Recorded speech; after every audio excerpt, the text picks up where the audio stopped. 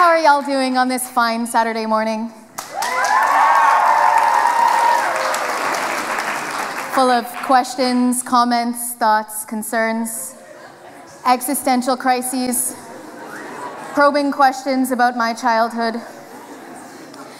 I'd like to think that all of us had a moment when we were young. For me, it was around the 3rd or 4th grade, when we realized that our planet has a limited lifespan, that in 6 billion years or so, the nuclear furnace in our sun's heart would run out, and it would rapidly expand to 200 times its normal size, consuming the Earth in the process. Everything we have and everything we are will be devoured. And then the sun's outer layers will drift off into space, leaving nothing but a faintly glowing core, which will eventually and inevitably fade out. It was a terrifying and profound moment for me when I was 10. Until then, I'd been obsessed with Pokemon and Tamagotchis and Britney Spears and the burgeoning hullabaloo of Y2K. Yes, we really did believe the world was going to end when 1999 ticked over to 2000.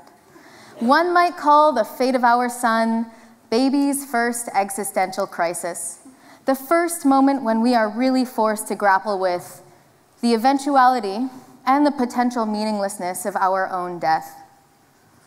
But 6 billion years is an awfully long time, especially when you've just turned 10. That was the year I learned there was a giant hole in the ozone layer over the Arctic that was melting the ice caps, caused by the aerosols in our spray paint cans in our refrigerators, that every time I opened the fridge to get a cold glass of water, I was personally hastening our planet's doom.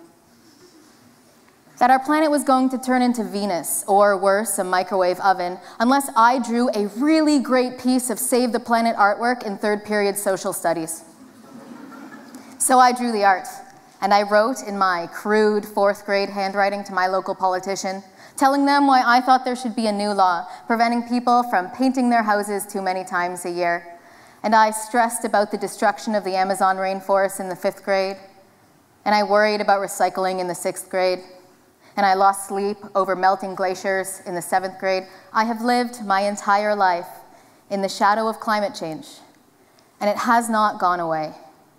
And yet there was always hope that the boundless spirit of the human intellect, when properly and directly applied to a problem, would produce some heretofore unknown solution. The ozone hole was closed, wasn't it? Turns out all we need to do is get a bunch of 4th graders to write to their local politicians, and we too can save the whales. Something changed in the late 2000s. The narrative got muddled. The tone got dark. Maybe I was just getting older and losing that fresh-faced spirit that gets a kid through their 8th grade French exam. Maybe cynicism had gotten trendy.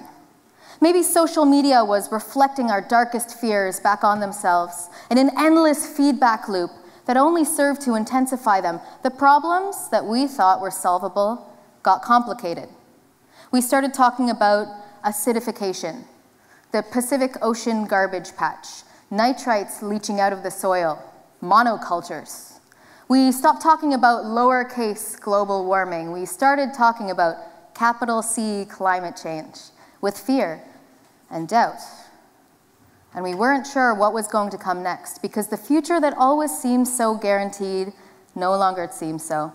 So we reduced, reused, and recycled. We bought green-colored products. We hand-dried our dishes. We wrote our local politicians again. We walked to work. And on October 8th, 2018, the UN Intergovernmental Panel on Climate Change released a report. We have already passed the point of no return. The point at which our impact on the global climate becomes permanent has come and gone. And if we don't take drastic action by 2030, the impact on our lives will become catastrophic.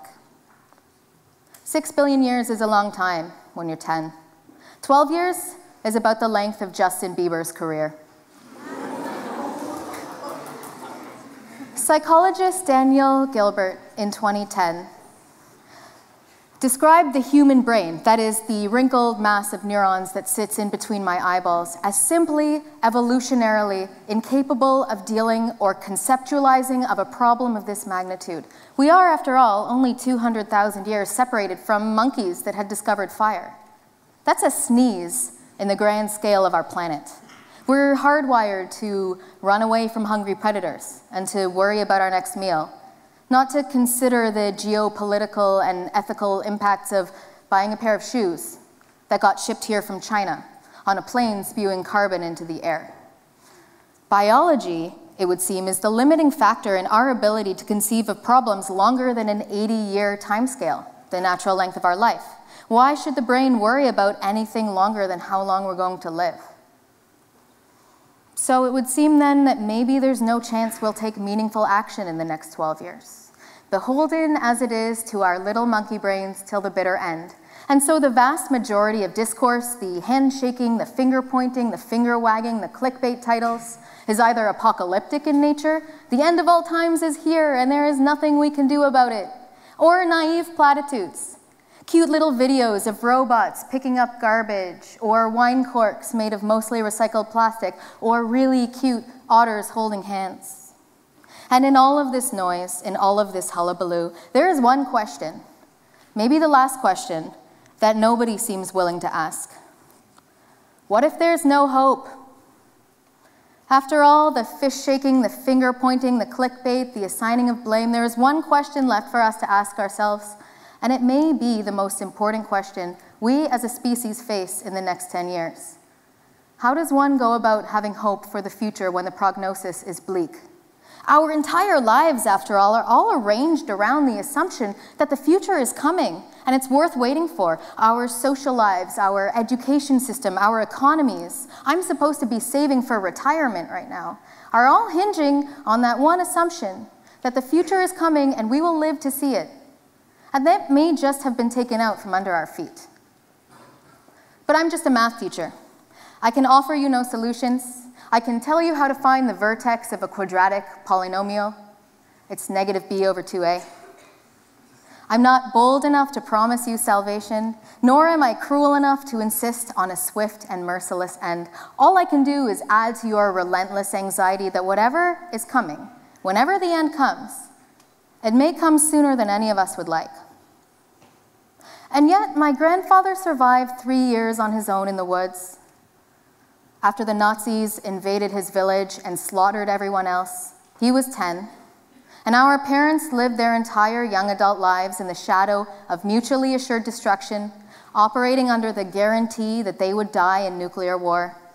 Sir Isaac Newton discovered calculus on a 2-year leave from Cambridge because everyone else was busy dying of the plague. Pythagoras lived in a time of near constant war, as did Archimedes. They both lost their life to it, but they gave us the right-angled triangle and the circle. The vast majority of human history has been written in our suffering and our blood, and yet we're still here today. We didn't so much lose hope in the 21st century as we invented it. And perhaps now is the time to rediscover it. And when science offers only tentatives, we turn, as we have always turned, to the even more infinite power of the human imagination. Author and environmentalist Kim Stanley Robinson describes in his novel 2312 a character returning to Earth from space in that year, 300 years in the future. Among other things, joins a work program dredging a drowned Florida out of the ocean after the sea levels have risen above it. It's a changed planet, a planet of sadness, one that Robinson asserts will undergo catastrophic food shortages and mass extinctions in the 2100s, and yet it is a place where one can live and let live, love and be loved, find purpose and meaning, and tell their stories among the drowned coastlines. I don't know what's coming, but we're a tenacious species. We're resilient and empathetic, and we do not like to watch one another suffer. We're flexible and imaginative. We are a species of problem solvers, and we will figure this out because we do not put up with intolerable situations. Emily Dickinson described hope as a thing with feathers, a caged bird that lives in the house of the soul and sings its brightest song in the harshest gale. There is a caged bird that lives in the house of my soul. And if it's audacious of me to listen to it, then let me be audacious.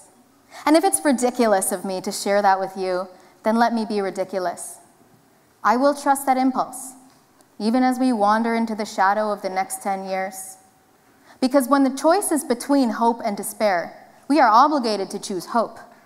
And hope is always harder than despair. And hope will always take work. But it is work worth doing. I don't know what the future will bring. I'm reminded of the myth of Pandora's box, as she closed it on the last demon before it escaped. It would have brought all of the miseries into the world, but she closed it before the last one came out. A demon that would have lived in our rafters, come down every morning, and whispered horrifying things into our ears of all the terrible things that would happen to us that day. Pandora saved us from a demon called certainty, because only in uncertainty is there hope. And no matter what anyone tells you, the future has not yet been written in stone. There's still time for change. But I'm just a math teacher. I can't give you all of the solutions. I can tell you the limit of an exponential function as x increases. It approaches infinity. But the sun was going to burn out in 6 billion years anyways. Turns out that the existential crisis and the crisis for our species' existence has just been moved up a couple of years. Hope really is harder than despair, but hope is work worth doing, and it's work that you will have to do. There will come a time in the future when hope seems too hard of a word. But if you cannot have hope, have courage. And if you cannot have courage, have faith. And if you cannot have faith, have curiosity. We may be the last people alive to see polar bears or Arctic ice, and we can only blame the misery and the luck of our birth that we'll be the ones to witness that. But we need to do the work of having hope, because no matter what we do, tomorrow is arriving one day at a time, and the future will arrive, whether or not we're ready for it. Have hope. Hope is harder than despair and takes work. But you have to live a life while you have the time. And as it turns out, the time is right now. Thank you.